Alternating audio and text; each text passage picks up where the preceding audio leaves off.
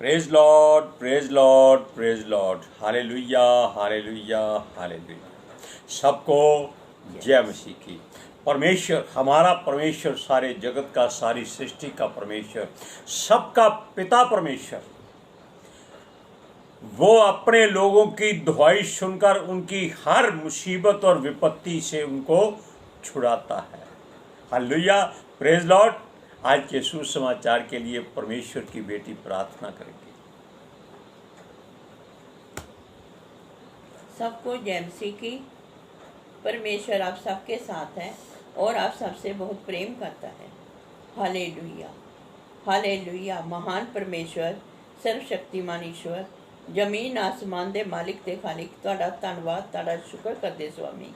अज दे सुंदर दिन लई, सुंदर समय लई, सुंदर सुबह लई पिता जी, जो साडियां जिंदगियां च बख्शी प्रभु, खुशियां ते आनंद दा दिन बख्शिया, तंदुरुस्ती दित्ती पिता जी, और अपने कदमां च बैठण लई अपना फजल बख्शिया प्रभु। ये सब तुहाडी दया, तुहाडी किरपा मेरे पिता परमेश्वर।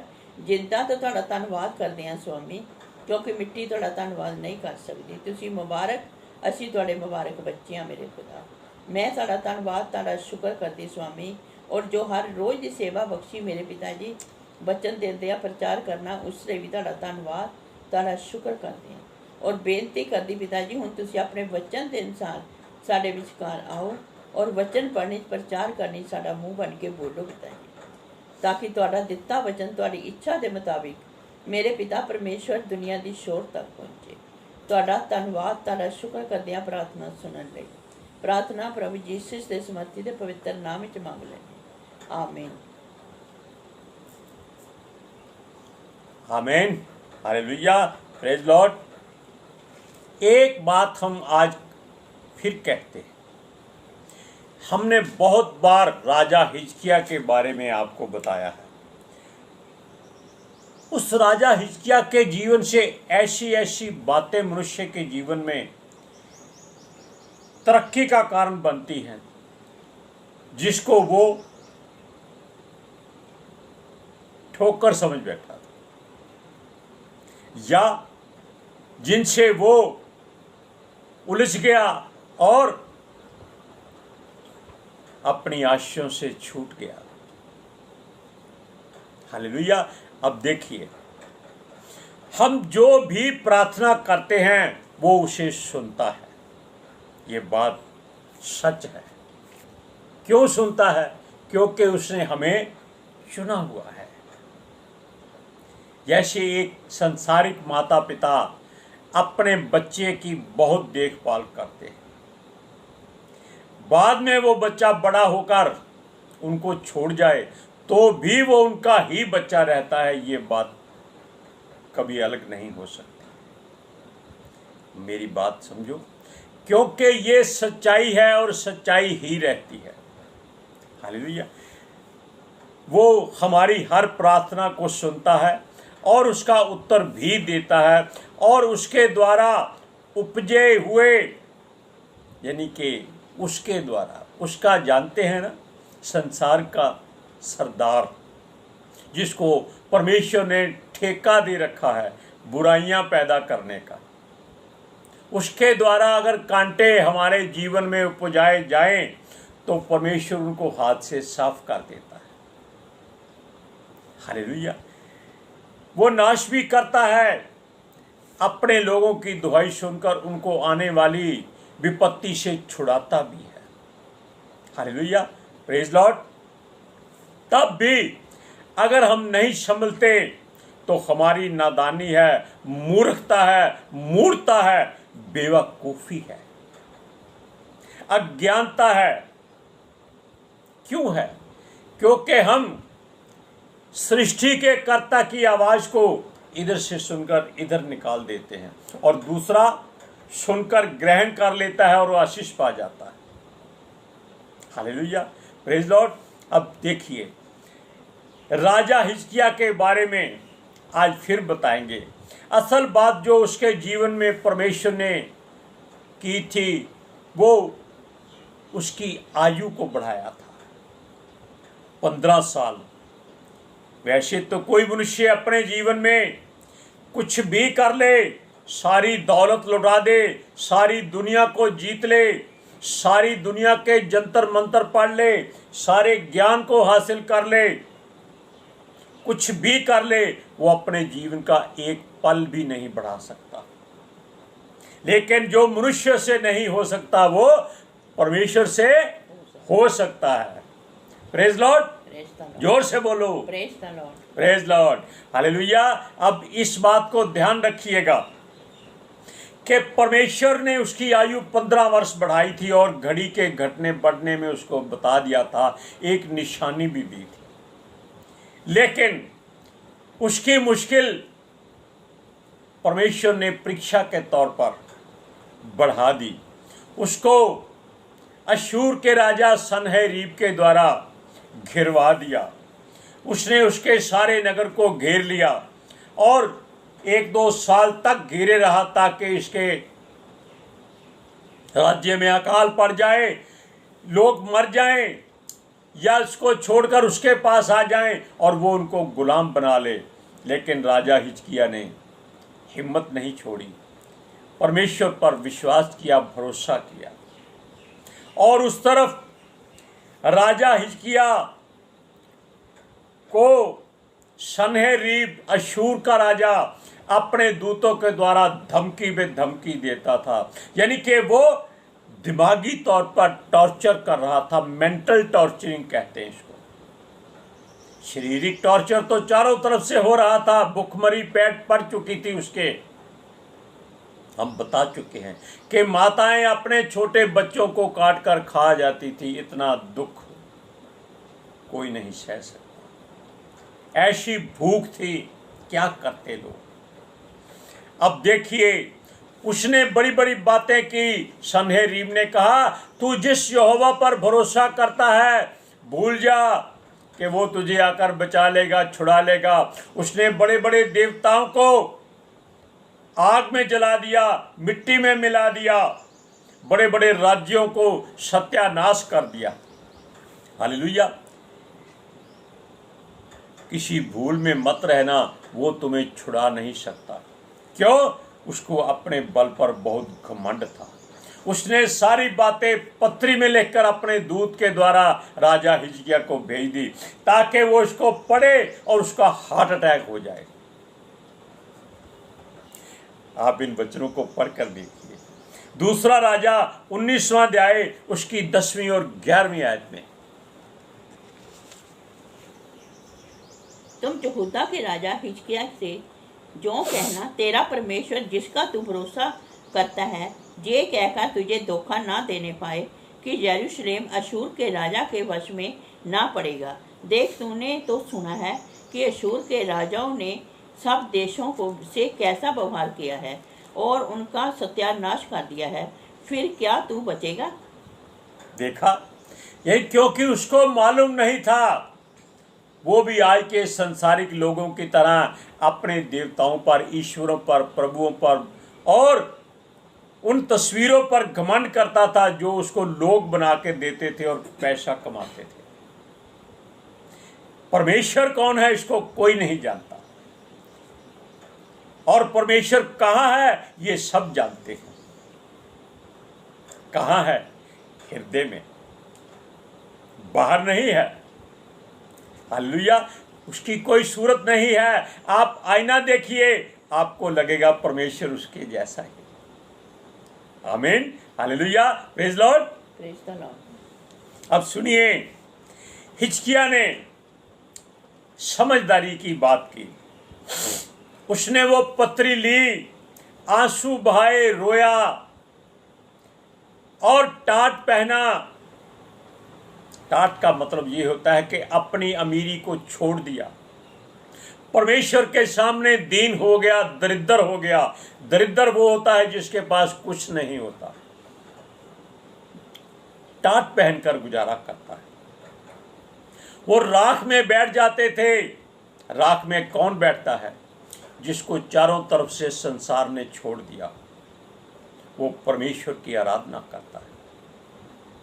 उस समय की बात है। आज तो एसी में बैठकर प्रार्थना करते हैं, सोफे पर बैठकर, बहुत कीमती सोफों पर बैठकर।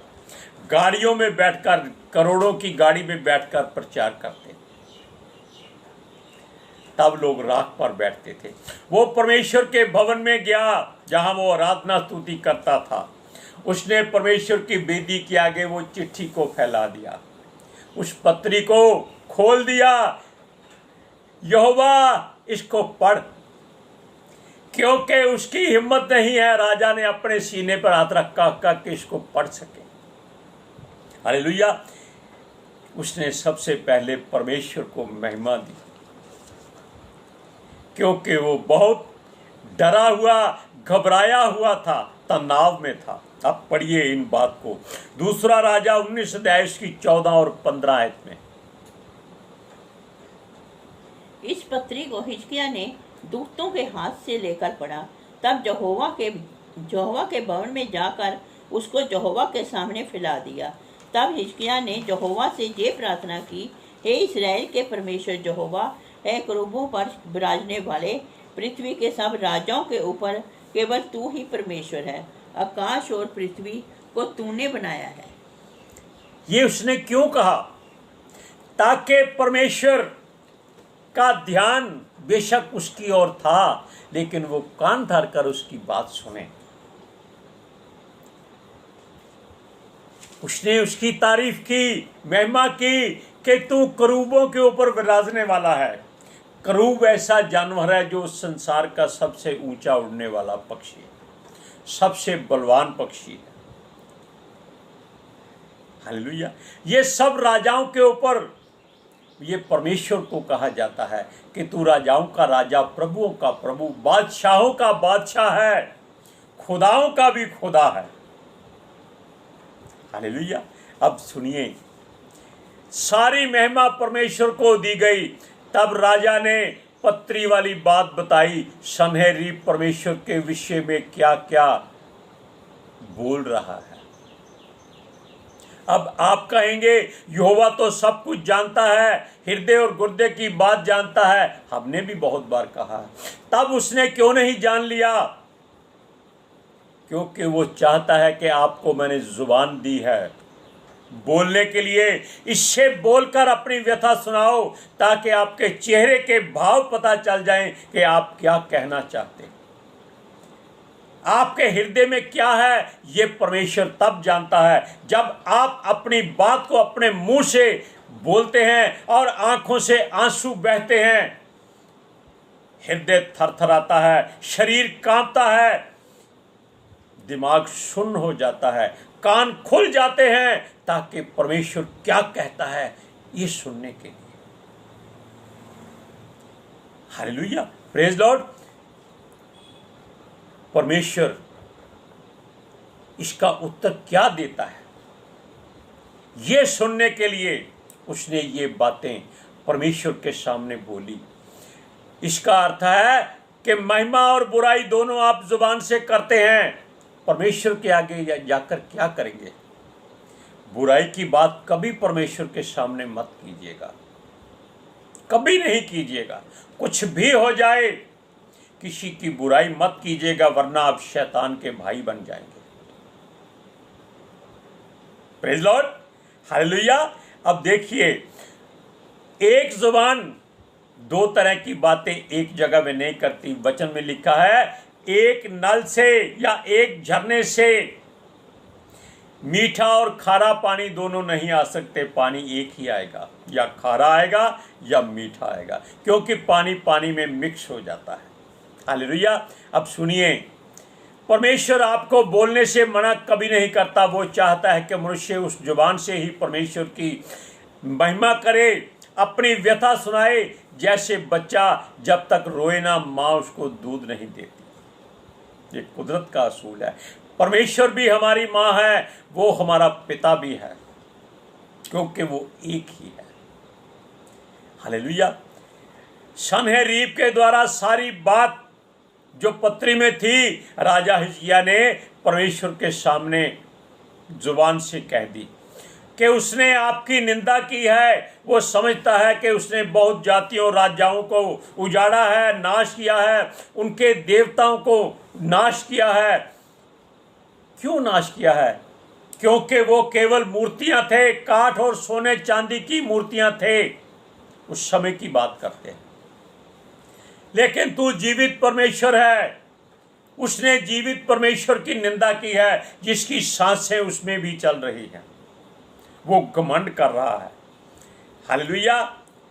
उसने कहा कि वो जितने ईश्वरों को मार चुका है उनमें से कोई भी जीवित नहीं था, क्योंकि मनुष्य ही बनाते हैं इनको और खुद ही उनकी पूजा अर्चना आराधना करते हैं, उनसे ही मिन्नत करते हैं, फरियाद करते हैं। जैसे एक पिता जिसके घर में एक बालक पैदा हो जाए, वो उसके आगे सर झुकाकर कहे कि हे बेटा मेरी रक्षा कर, जबकि अभी वो दूध पीता बच्चा हो। ऐसा हो सकता है? नहीं हो सकता। सुनिए, क्योंकि पत्थर, काठ और सोना चांदी मनुष्य की कोई सहायता नहीं कर सकता, परमेश्वर सब कुछ कर सकता है। हालेलुया। जितने प्रभु और देवता और ईश्वर को उसने नाश किया है वो लोगों के द्वारा ही बनाए हुए थे। हालेलुया। अब सुनिए, लोगों को उस मार्ग पर वो ले जा रहे थे जहां मनुष्य नहीं चाहता, क्योंकि वो परमेश्वर की ओर जाने नहीं देते। आप जानते हैं, मूसा के परमेश्वर के पास 40 दिन रहने के बीच में लोगों ने बलवा कर दिया कि मूसा मर गया है। उन्होंने सोना चांदी इकट्ठा किया और उसके भाई हारून को पकड़ लिया, तलवार उसके कंधे पर, गले पर रख दी। हमारे लिए देवता बना जो हमें मिस्र से लेकर आया है, हम नहीं जानते मूसा मर गया है। तब भी उन्होंने एक बछड़ा बनाया था सोने का, 100-200 किलो नहीं, क्विंटलों के हिसाब से सोना लगा था उसमें।